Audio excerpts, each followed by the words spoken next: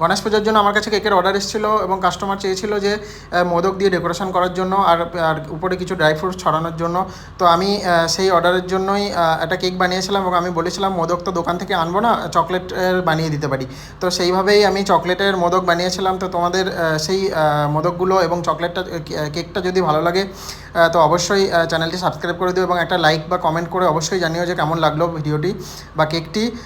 তো দেখো আমি কেকটা ফ্রস্টিং করার পর উপরে পেস্তা ছিটিয়ে দিলাম এবং তার উপরে এবার আমি মোদকগুলো এক এক করে লাগিয়ে দেবো। ছয় থেকে সাতটা মোদক লেগেছিলো আর এগুলো সবই চকলেটে বানানো। আমি হোয়াইট চকলেট মেল্ট করে বানিয়েছিলাম মোদকের মোল্ডে। তো তোমাদের যদি ভিডিওটা ভালো লেগে থাকে অবশ্যই চ্যানেলটি সাবস্ক্রাইব করে দিও আর লাইক কমেন্ট করে অবশ্যই জানিয়ে যে কেমন লাগলো। তো দেখো অবশ্যই ভালোই লাগছে, আমার তো ভালোই লাগলো। আর তোমরাও বাড়িতে ট্রাই করো, মোদক দিয়ে চকলেট বানিয়ে কেকও বানাতে পারো এবং আলাদাভাবে বিক্রিও করতে পারো। তো যদি ভালো লেগে থাকে অবশ্যই